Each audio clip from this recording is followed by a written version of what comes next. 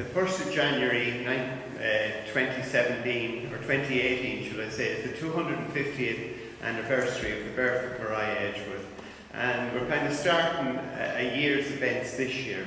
And we've taken the theme of the legacy of the Edgeworths. So we're going to look at different members of the family over the next year. In November we have organised a science festival because the Edgeworths were very involved in science, astronomy, literature, mathematics. So they were in education, they were involved in a lot of things. So over the next year we'll be looking at the legacy of the Edgeworths. Our heritage is closely linked with the Edgeworth family, no matter what way we look at it. Some people like to maintain the name Mostram. Just to give you a little brief history, in 1619 the first of the Edgeworths came to Edgeworthstown. So in 2 years' time, Edgeworthstown as a town will be celebrating 400 years. They came, and the town's land that the town was built on was named Mostram. Some people still mix that up, but whether we like it or not, our heritage is associated with the Edgeworth family. And I said earlier on over the weekend, I don't know how I got hooked into all of this, but I've read a lot about them. And they were a very benevolent family. They made a huge contribution to education, to literature, and especially to women's freedom for education for women. Mariah Edgeworth did a lot in that field. So it gives me great pleasure to welcome our first guest this evening. Is Dr. Susan Manley. Susan is a reader in English at the University of St Andrews in Scotland. She has published scholarly editions of a range of Mariah Edgeworth's writings, including her novel about anti-Semitism, Harrington, her manual of progressive education in 2 volumes, Practical Education, her final novel, Helen, which looks at female friendships and male power, and her witty escapology novel dealing with the infidelity and divorce. So Mariah covered a lot of subjects. She is also completing a political life of Mariah Edgeworth to be published in 2018, and we look forward to that work. Susan gives us a great insight into the work and the legacy of the Edgeworths. Susan.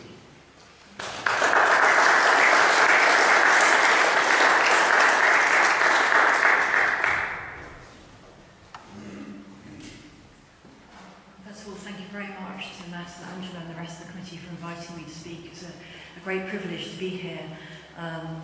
I've read for years about Edgeworthstown before I actually came here, and it's wonderful to be getting to know it a little bit.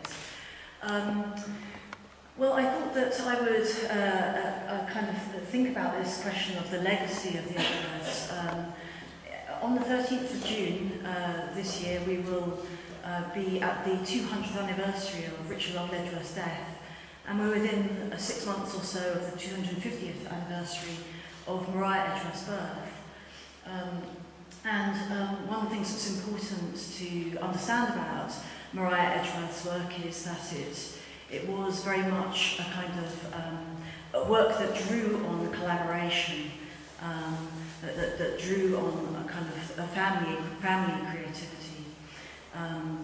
And I wanted to sort of think about this question of legacy, the idea of what survives you, what you want to survive you, and that's what I'm going to be talking about today. So I thought I would talk about two works that come out of 1817. One of those is the memoirs of Richard Love Edgeworth, begun by Richard and finished by Mariah, and the other one is one of the novels that Mariah published in 1817, Harrington. And I'm going to be sort of trying to draw those together. And thinking about them, I suppose, and thinking about the lives of the Edgeworths in terms of the eliciting of hidden powers. Hopefully that'll become clearer as I speak.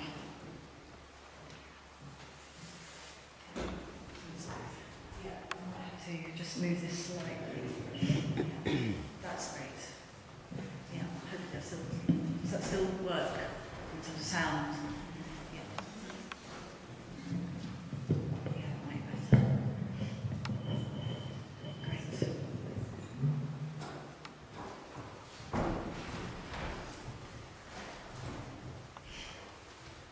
So this is obviously Richard Lovell Edgeworth, many of you will recognise him. Richard Lovell Edgeworth died in the early evening, the 13th of June 1817, aged 73. Even in the midst of his last illness, he'd remained, as a friend said, the soul of the household, supervising some final experiments on clocks and carriages, and helping Maria shape and polish her novel Ormond, as well as settling his affairs. He'd also dictated some parts of his autobiography to Maria in the preceding months, and extracted from her a promise to complete it.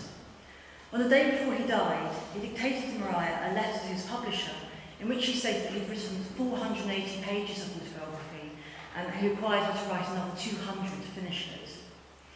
He wanted her to perform this task within a month of his death, rather a tall order. Of course, she was far too grief-stricken to do that. And she wrote to her father's friend, Francis Beaufort, for support in this kind of this feeling that she had that she couldn't complete within a month. So she wrote to him in these terms, expressing her feeling that, and I quote, "no argument, no motive or influence, but that which can never more be exerted over my mind, that all-powerful motive which brought out powers of which I was unconscious, could enable me to write at this time for the public." So that's in the letter of the 19th of July 1817. Several factors played a part in Maria's anxiety about completing her father's memoirs beyond her sense of intense personal loss. She felt, first of all, that the vow he'd asked her to make to finish his account of himself, his private life, his projects, his politics, and the achievements he felt he'd made in these areas, put her under huge pressure to represent him effectively and place her in the front line of fire from potential critics and political enemies. And secondly, she felt that she was being asked to do what was to her psychologically almost impossible, to be the sole judge of her ideas and of her writing. So this is an extract from the preface to the memoirs of Richard Lovell Edgeworth, the second volume. And Maria actually expresses these feelings of reluctance and kind of underconfidence about kind of speaking in the first person, she puts it. "Till now," she says, "I have never on any occasion addressed myself to the public alone and speaking in the first person. This egotism is not only repugnant to my habits, but most painful and melancholy. Formerly I had always a friend and father who spoke and wrote for me, one who exerted for me all the powers of his strong mind, even to the very last. Far more than his protecting kindness, I regret at this moment the want of his guiding judgment. Now this is most important to me, where his fame is at stake." And by fame she means reputation. It's the kind of early 19th century use of the term.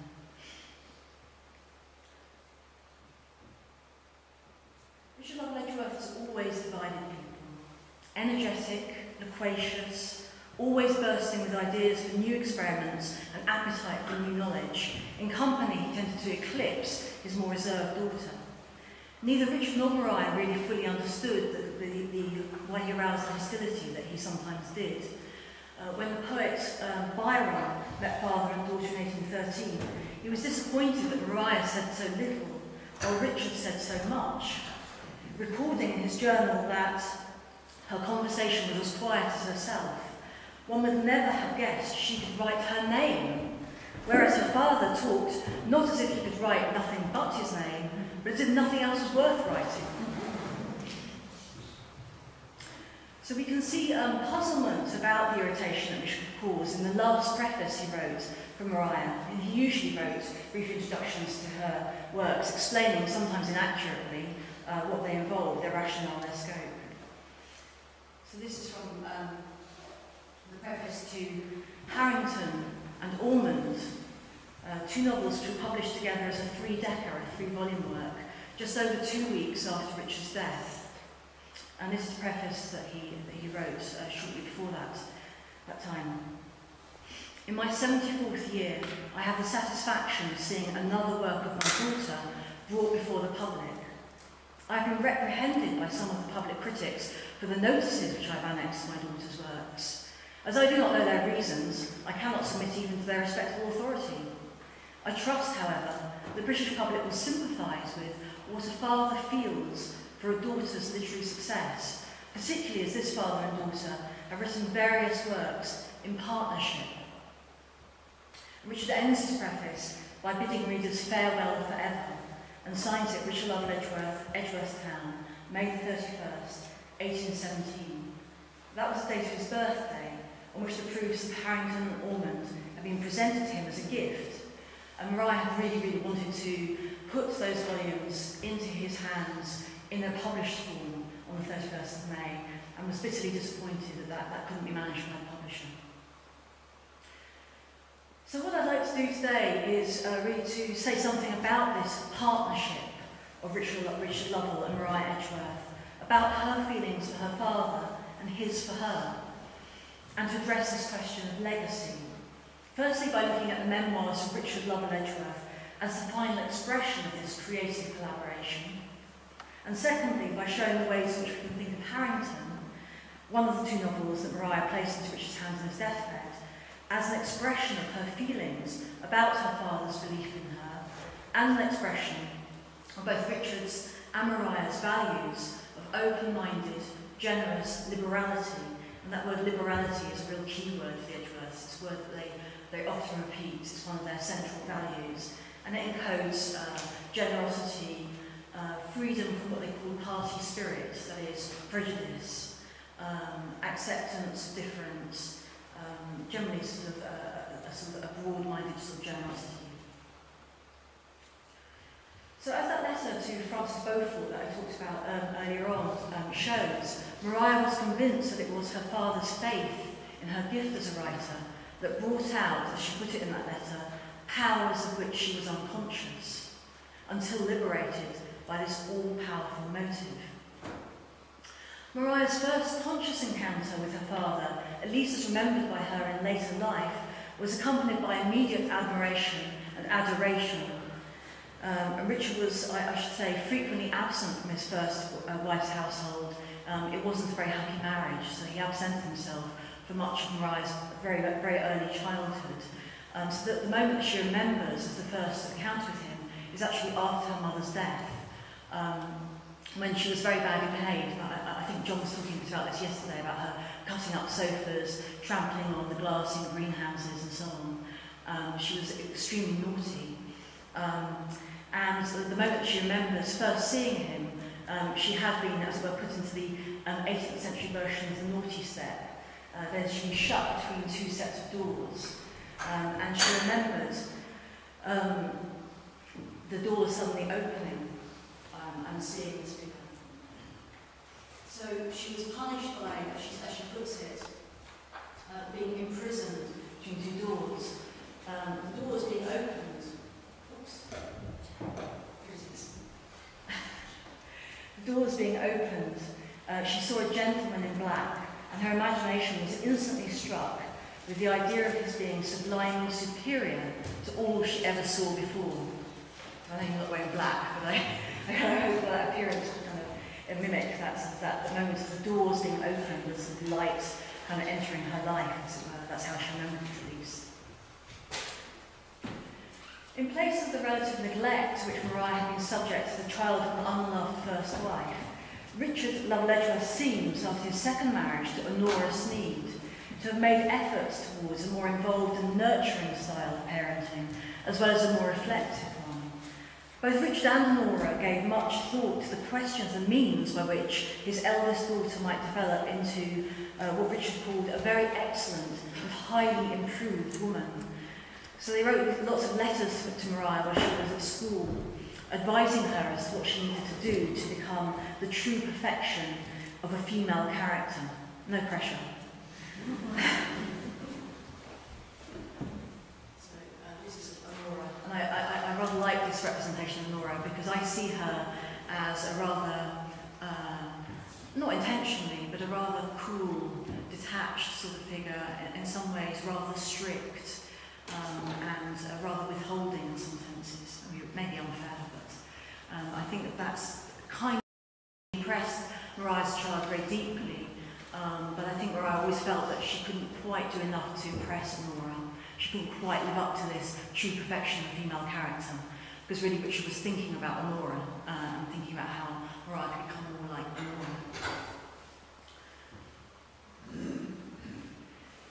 So Nora writes to Mariah at school, sometimes in rather very intimidating terms, but attempting, I think, to sort of hold out the idea that, that they might become equals at some point if Mariah continues to try to improve herself.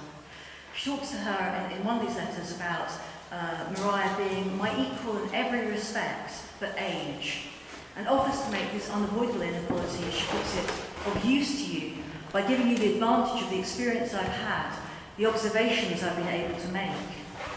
Yet the tone of Nora's letters to Mariah often suggests that she found her stepdaughter annoyingly resistant to her attempts to discipline and school her mind. Her father's expectations might have been equally onerous in their implication that Mariah should focus on eliminating her faults of temperament to become, like Nora, the true perfection of female character. But equally, Richard clearly recognised and did his best to nurture her talent for writing from a very early stage. So in November 1779, when she's not quite 12, he writes to her with the beginning of an Arabian Nights tale, and he says to her that he wants her to finish it within a week and to send him the story. And just a few weeks after Honora's death from tuberculosis on the 25th of May 1780, he asked her to send me a tale about the length of a Spectator. That was a renowned journal at the time, so talking about the sorts of stories that might appear in the Spectator, upon the subject of generosity. It must not be taken from history or romance, and must be sent the day's selenite after you receive this. So these are sort of challenges, actually. Asking a very young girl to write a story like that appears in the Spectator shows, I think, the ambition they had for her, and that he was confident that she could fulfil. And he knew that she'd respond to that. So she was an ambitious child. And I think one can say that Richard really encouraged Mariah to write all through their life together. The one of the things that Mariah used to do when she got an idea for a book or a story, she would sketch it in a very kind of skeletal sort of form. If you kind of ever sort of pitch a book for, pitch something for radio, or you're pitching a film, it's the same sort of thing, just sort of a kind of treatment or sketch. And she would then show these to her father. And she talks about this in the memoirs of Richard Edgeworths. Whenever I thought of writing anything, I always told him my first rough plans, and always, with the instinct of a good critic, he used to fix immediately upon that which would best answer the purpose. Sketch that and show it to me. These words, from the experience of his sagacity, never failed to inspire me with hope of success. But as a child, just beginning on her career as a writer, Mariah often struggled with her feelings. To acquire Honora's perfections as Richard saw them, her amiability and her rigid self-control, was extremely difficult for Mariah, as he recognises in letters written in 1784 and 1785, shortly after her 16th and 17th birthdays. In the earlier letter of February 1784, Richard addresses her effusively as my dearest daughter, and he had 5 others by this point. And he refers to what he calls the success of our joint endeavours to turn the vivacity of genius to the sober certainty of useful improvement. But he also makes it clear that he sees her very much as material that he's moulding for the benefit of a future husband.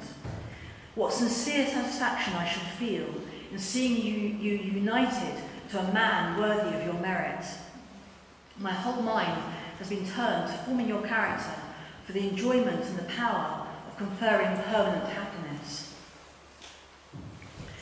Yet he also acknowledges that her unusual intellectual gifts might make it difficult to find a suitable partner, and that she wouldn't find among what he called the mob of modern gentry one rational creature And Richard Lovell Edgeworth had a really very bad opinion of the gentry for quite a long time in his life. It's probably one of the things that made him a bit unpopular among the fellow gentry. So he comforts her that if she remains unmarried, then her character will, as he puts it, secure serenity to the evening of your life, which is probably cold comfort for somebody like Maria, who was really in need of affection and a kind of demonstrative affection at that from a very early age. Richard's letter of February 1785 suggests that he felt uneasy about whether she had acquired properly feminine amiability. He tells her that he feels that she is now worthy of his friendship, adding, however, that he wishes he had a son, her equal, in this respect, and that she still needs to, as he puts it, persevere in the education of your temper.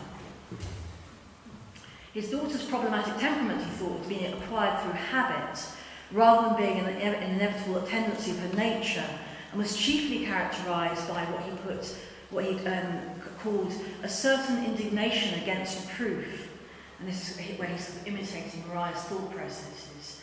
I am superior in abilities. I wish to please in every exercise of myself. I am industrious to improve. But my person is not in my power. And what is a person compared with the qualities of mind, etc., etc.? And Richard advises her, the inversion of this argument, to which your sound and active good sense will constantly fix your attention, must succeed. So Richard saw Maria in her teenage years as both compensation for his unruly, disappointing eldest son, and somebody who was in some ways a troubling echo of her brother, indignant at disciplinary reproof, impatient with the pressure to focus on personal, mere bodily appearance, and unable to control her passions sufficiently. And I'm going to come back to this when I talk about Harrington, about the way that it portrays this attempt to gain control over one's feelings. As time went on, Richard's pride and pleasure in Maria's intellectual and creative gifts overrode his doubts about her temperament. And by the time the Adam Butler portrait of the Edgeworth family was painted in 1787, Richard counted Maria very much as a friend and equal, someone with whom he discussed his projects and ideas, who was working with him to improve the Edgeworth town estate, and who was already engaged in the practice and theory of education. And Maria at this point was already writing stories. She'd already written a story called The Bracelets, which partly features an unruly, difficult, tempestuous, ambitious little girl, clearly a kind of self-portrait. And she was on the way to putting together the first collection of stories, published in 1795. So I think you can see that kind of relationship of equality, and I think that this is a portrait which is really expressive of that sense of intellectual partnership. You see here Richard Lovell Edgeworth facing Maria Edgeworth directly over the table, and they seem to be very much in direct conversation. The kind of direct eye contact in the portrait is between those two. What they're kind of looking at here on the table is the plans of the work that the engineering work that Richard had done in the early 1770s at Lyon, time when he was really absent from Maria as an infant. So I don't know, that's kind of interesting sort of kind of making up, I suppose, for that kind of absence in some ways. And you see the way in which this kind of discussion of invention is very much a kind of a family interest. There's all kinds of conversations going on in this portrait, and there are very, very small children and even babies who are kind of involved in this kind of scene. This kind of idea of the sort of free exchange of ideas was seen within the family as the best way to draw out the inventive powers, whether the object of invention was mechanical or fictional. And so one of the things that Maria often did with her work was to read it out to the family and to get a kind of first response from them, and to then kind of adapt and change it accordingly. And I think in many ways this portrait also tells us something about Edgeworthian educational philosophy. And Maria goes on to describe that educational philosophy in the memoirs of Richard Lovell Edgeworth. So she describes her father's methods like this. When he was building or carrying on experiments or work of any sort, he constantly explained to his children whatever was doing or to be done, and by questions adapted to their several ages and capacities, exercised their powers of observation, reasoning, and invention. So again, we've got this kind of idea of Richard as kind of somebody who was able to sort of draw out others' powers with this kind of patient kind of listening and kind of asking questions. Maria reflects in 1820, the memoirs, that this attitude of inclusivity spread what she called animation through the whole household, and that allowing children to join in thought or conversation with the grown-up people of the family was highly useful. Thus, both sympathy and emulation excited mental exertion in the most agreeable manner. And you have some other examples of this kind of agreeable kind of mental exertion in some of the sort of notes that I've looked at that Maria made while kind of sort of thinking about practical education.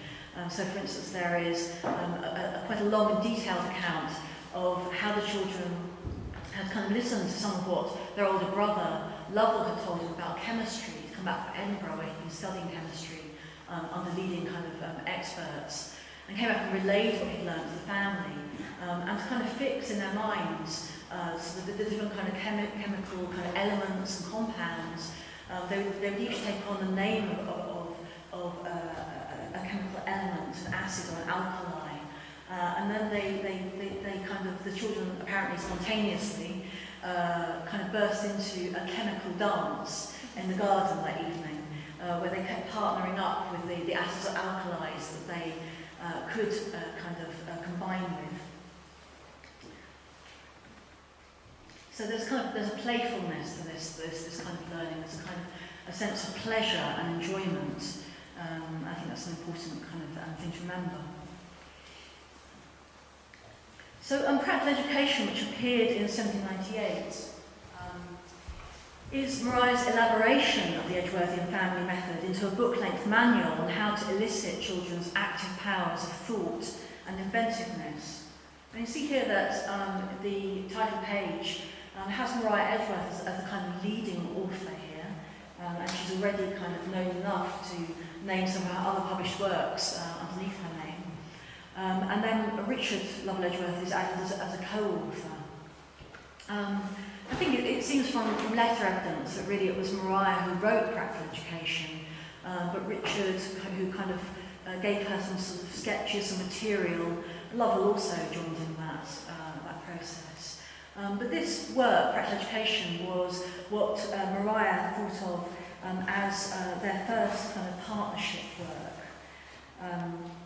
So she assigns, in the memoirs of Richard Lovell Edgeworth, she assigns credit for its general ideas to him and claims that her part was only to illustrate and manufacture those ideas.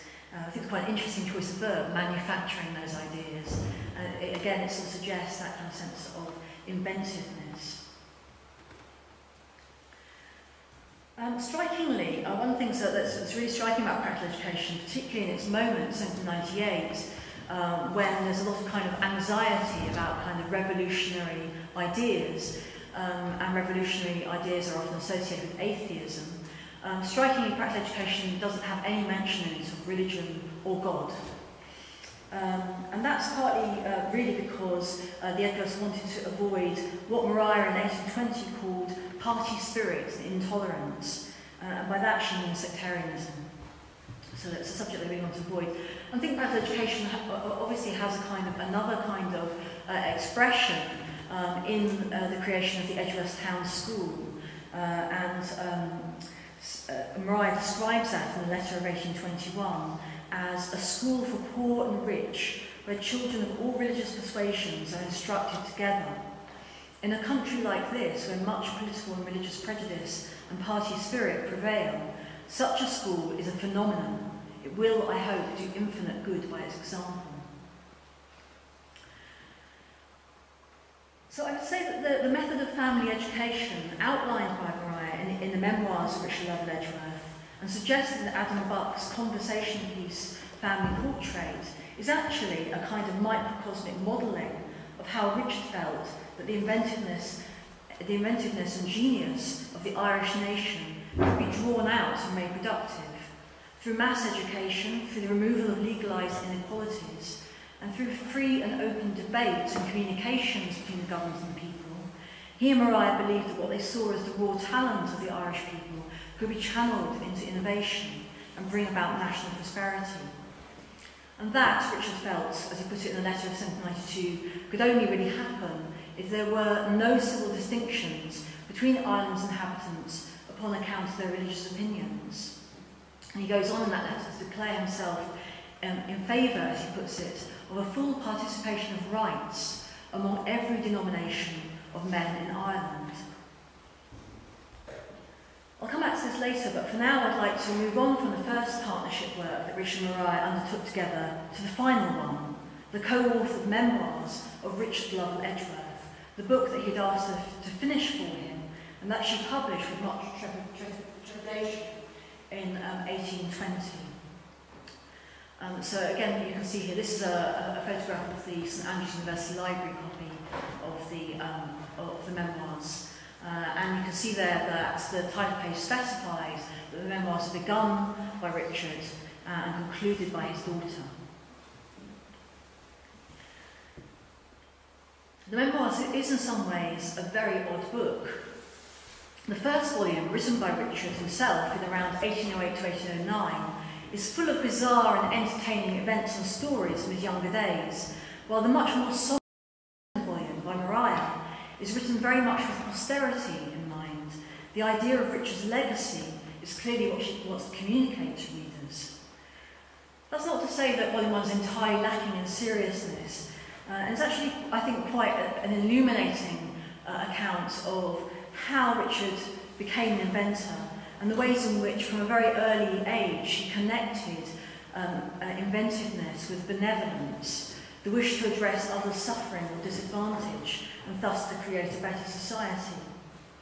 So, for instance, he recalls as a very young boy being fascinated by an electrical machine that was brought to his mother, who was partially paralysed, by a man for whom she'd done a great favour, a Mr. Dean. And in thanks for the favour that she'd done him, Mr. Dean brought along an orrery, it's a clockwork model of the solar system. This is a mid-18th century orrery, and you can see there the planets. I'd be lovely to show it in action, but I can't really do that. So this fascinated Richard and made a really lasting impression on him, as he recalls. And he says in the memoirs, from the pleasure I received and the impression made upon my mind that morning, I became irrecoverably a mechanic. And this is, of course, one of the inventions that Richard made, which is a kind of version of telegraph. And the way this works, as I've kind of written there, is that the rotational position of the pointer represents the number from 1 to 7. And that would form a 4-digit number, and the number stood for a particular word in the code book. So using that, of course, you can communicate across distances. So this early association in Richard's mind of invention and generosity, what we might call liberality, and the pleasure and sense of future purpose that he derived from this inspiring educational encounter, suggests a lot about the emotional basis of his later devotion to the causes of mass education in Ireland and his mechanical projects. Another of the early experiences that Richard writes about is his school days in England, which he remembers chiefly for the bullying he suffered, ridiculed for his Irish accent. He was called Little Irish when he was at school and bullied quite mercilessly for the way he spoke. And he recalls that the chief bully used to fill his mouth with whale's fat and tell him that it was the fat of hanged dead men. A very unpleasant experience. And that eventually another boy fought and beat the bully, an act of generosity never forgotten by him. And he comments, "Every reader who has at any period of his life received protection from injustice and oppression will sympathise with my feelings of gratitude." So I think Mariah later used this experience with lots of kind of these sorts of family stories which make their way into her writing. So So that story about being bullied and about a bully being beaten finally, that makes its way into a story, makes its way into her story, The Good Aunt. And the story about Richard being bullied at school for his Irish accent makes its way into the essay on Irish Bulls. And I think the kind of story is also kind of interesting for what it tells us about the roots of Richard's kind of strong feelings about what he felt to be injustice or oppression. So, alongside these vivid memories of defining moments of his childhood, Richard recounts some very tall tales. It's quite hard to believe that nurses that he says nearly starved him in childhood were really called, as he says, Nurse Self and Nurse Evil. One of those tall stories, some tall stories are true. So, for instance, he tells the story of his friend Thomas Day. Many of you will know this story. Thomas Day, on a quest to make the perfect wife, adopted 2 small girls from a foundling hospital, renamed them and brought them up single-handedly with the intention of later marrying one of them. It's rather sort of distasteful, I think, but he's kind of very bound up in the kind of intellectual aspects of the experiment. To ensure that they could be moulded to resemble his ideal woman, Day took the girls to France. He taught them nothing of French so that they would only be open to his influence. And the project really was a complete failure. Neither of them proved to be marriageable. He dismissed one of them as invincibly stupid. Mariah, again, later uses these stories, the kind of feelings that Thomas Day had about women as authors are the target of one of her first pieces, Letters to Literary Ladies, in 1795. And she smuggles an extended satire on Day's educational scheme into one of her novels, and that's Belinda in 1801. So apart from those two stories, there's lots of kind of sort of stories, some of them very interesting, some of them very rambling. But the thing that was really disastrous in many ways for Richard's later reputation and for Mariah's reputation as well was the accounts that he gave of his 4 marriages, or 5 if, as some critics disingenuously claimed, a mock marriage as an all-night party when Richard was still in his teens, using a door key as a ring was legally valid. So what was it that was so scandalous about Richard's private life? Part of it is through the timing of the marriages and the way that he spoke of the first in particular. So this is from page 321 of the first volume of the memoirs. And this is where Richard describes his first wife's death, that's Mariah's mother's death. In the month of March, I heard that she was brought to bed with a daughter, my daughter Anna. A few days afterwards, I received a letter with an account of my wife's death, and I was obliged immediately to return to England. I finished an essay on the subject of mills, he goes on. So there's something rather, some readers felt, something rather off-putting about the way in which he immediately dismissed his wife's death.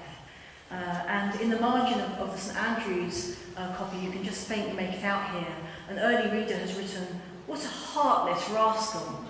And a later reader has commented on that and said, written, I suppose, by some chicken-hearted lady. So there's a whole kind of argument going on in the margins there. One of the things that Richard then goes on to describe, just 2 pages later, is his proposal to Honora Sneed. And he admits in the memoirs, without any kind of shame or anxiety, that he'd actually fallen in love with Honora several months before his wife died. So he remarried. He married Honora within weeks, really, of his first wife's funeral. This kind of shock that you see in the marginalia of these early readers is something that was picked up, was really felt by some of the early critics of memoirs of Richard Lovell Edgeworth, especially as Richard goes on to document how he afterwards married Honora's sister, Elizabeth, wife number 3, within months of Honora's death from TB. And Mariah in volume 2 recounts how he married the 4th time, again with what some might consider indecent haste, when Elizabeth succumbed to the same malady in in 1798. And again, this is the St Andrew's copy. This is volume 2, just after Maria has described that fourth marriage, at which point this exasperated reader here rumbles, "I suppose you will have another 2 or 3 wives before the book is finished." So the first volume comes to an abrupt end, as you can see there, when Richard is recounting events from 1781. It was initially abandoned because of sudden illness. I mean, it actually breaks off mid-sentence, mid-anecdote. He's actually rather rambling at this point. So it's probably maybe just as well that he stopped there. But he never really returned to the memoirs because, as Maria explains in volume 2, he was too busy with big public projects, such as the kind of survey and kind of improvement of bogs, for instance. So it was Maria who took up the story from 1781, and of course she was heartbroken, but she felt absolutely bound by her promise to fulfil her father's wishes in completing the memoirs, and she actually managed to do that by the summer after Richard's death. So it took her a year, not a month, but I think fairly reasonable. She was covering actually a large stretch of his life, perhaps the part of his life which was the most productive. That's the period from 1782 to 1817. And Maria's volume is, as I said, very, very different in tone. It's a much more serious, much more organised piece of writing, quite different from the rather rambling, episodic, and sometimes improbable first volume, focusing on Richard's youth and early friendships. Maria is really keen in the second volume to represent her father's conduct, particularly as a landlord and local governor and magistrate, in a good light, emphasising his fair-mindedness. So, for instance, she specifies that in making decisions, he was never, as she puts it, influenced by party prejudices or electioneering interest to receive or reject those of any persuasion merely on account of their religious tenets. Tenants who are working to improve the land should, Richard felt, receive a fair reward of their industry, regardless of their religious affiliation.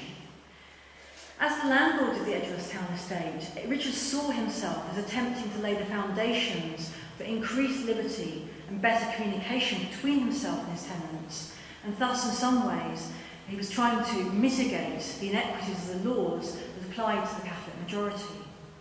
Reforming tenancy agreements, an effort to abolish what he saw as something, as he puts it, nearly approaching to slavery, that is, the requirement that tenants must labour as and when required without payment, was part of this effort to review the principles of legislation at a local level. Hopeful in the early 1780s about political reform and increased rights for all, which he thought would give rise to a rural labouring class who would diffuse industry and prosperity throughout Ireland, by the 1790s, Richard felt alienated from others in the Protestant aristocracy because of what he felt to be their indifference to the happiness of the whole country. So he writes to his friend Erasmus Darwin in England in September 1794 that, and I quote, "The people here are altogether better than in England. The higher classes are far worse. The middling class is far inferior to yours, but the peasants are of the strongest powers, both of body and mind. A good government may make this a great country, because the raw material is good and simple." Richard Love Edgeworth, of course, eventually looked to mass education to draw out these powers, to fulfil this potential, and he devoted himself to that really from 1799 onwards.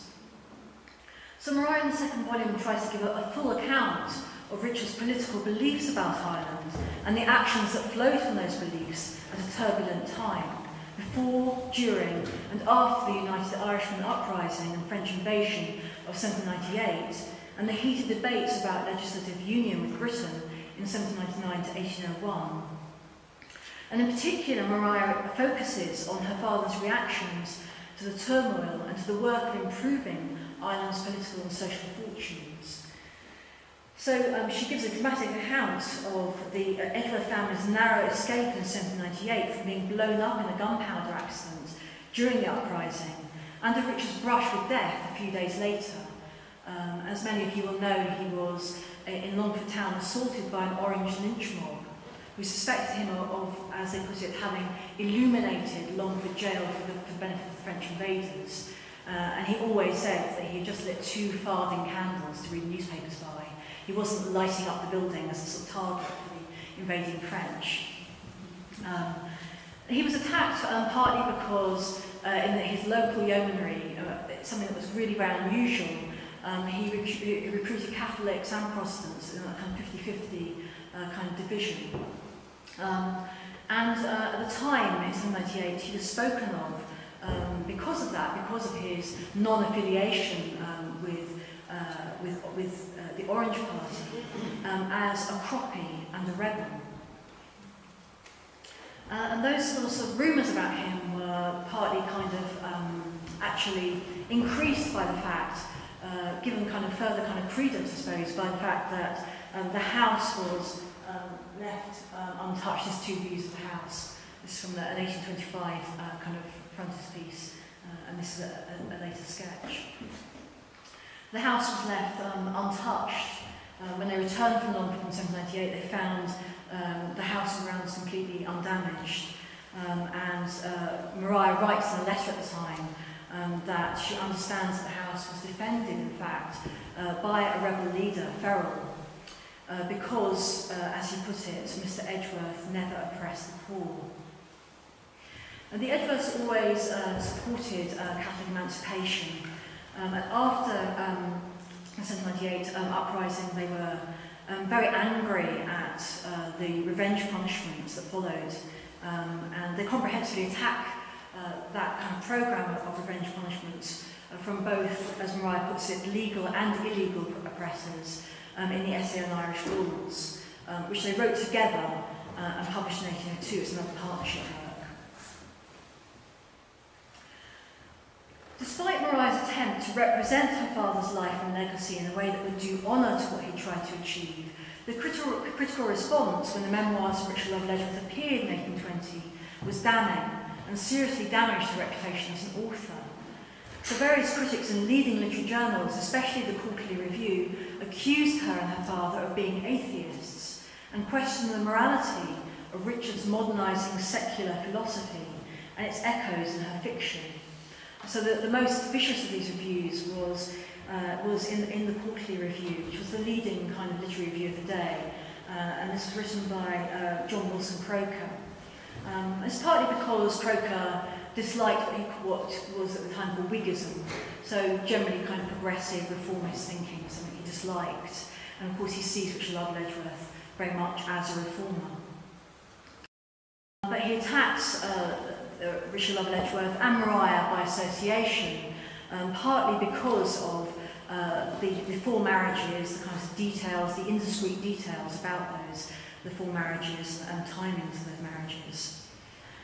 And Maria tried not to take the furore of the memoirs to heart, but it did affect her productivity, and in particular, she was quite reticent after that point about publishing for adults. She published extensively for children still, but only 1 more novel for children, for adults appeared, and that's Helen in 1834. So I'm just going to finish by just talking about Harrington, one of the novels in 1817. This is quite short. I'm aware that I'm running a little bit close to time. I think in many ways Harrington is a less problematic account of the legacy of Richard Lovell Edgeworth.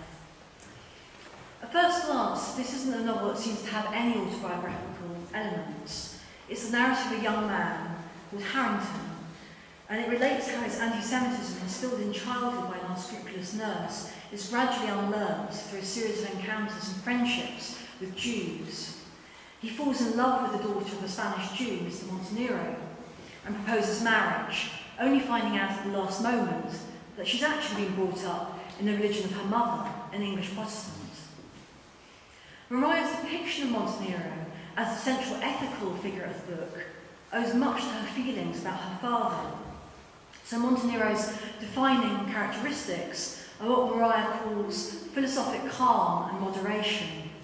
Tolerant, humorous, self-possessed, He quietly combats prejudice and intolerance, returning generosity and open hospitality, even to those who conspire against him. In a scene that clearly echoes the Edgeworths' experience of sectarian violence in 1798, the Montenero's house is at one point surrounded by an angry crowd who believe that Catholics are hiding there.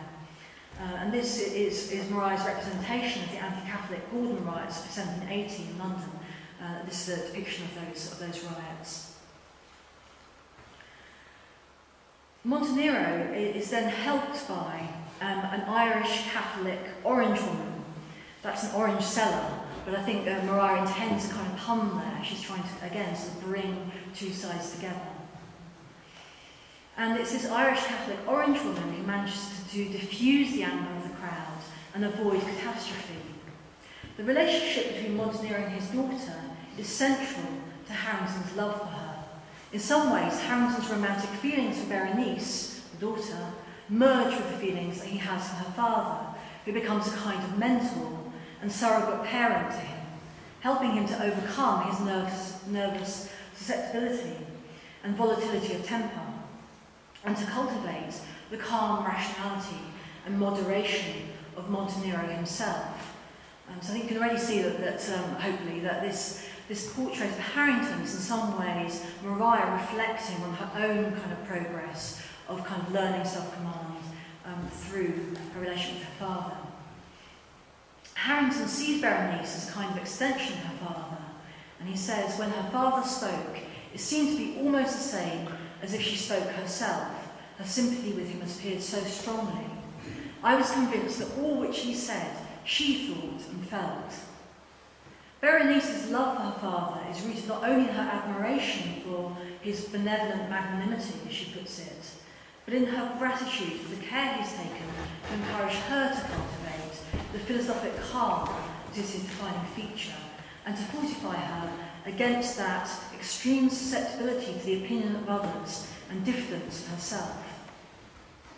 So I think that in both Harrington and Berenice, and this is the cover of Harrington, the edition that I did, so I'm just putting that up as a kind of Berenice sort of figure.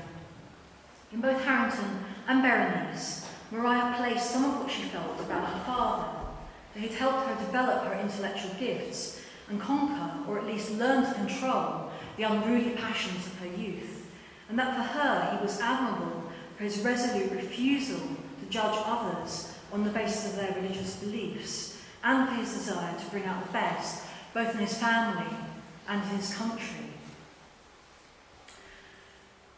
Although she was probably naturally more conservative than Richard, and became in some ways more so as she grew older, and this is a daguerreotype of her as an old lady.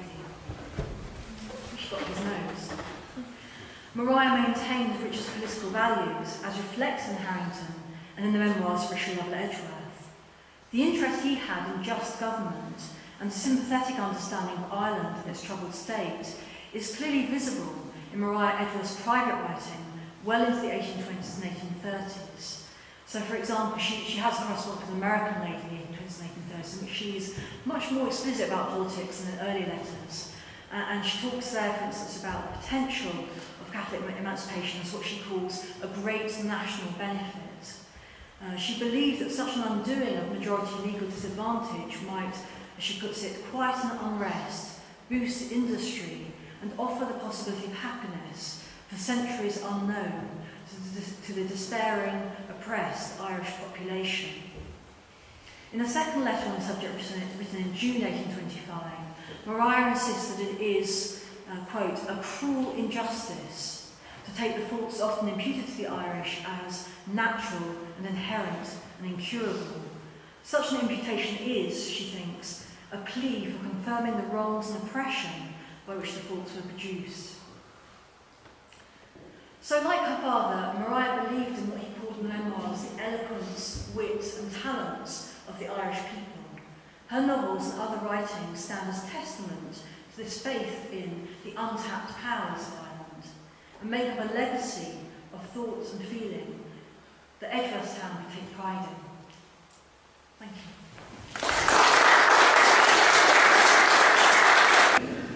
Thank you very much, Susan. And just goes to show you the depth of history that we have here in Edgeworthstown.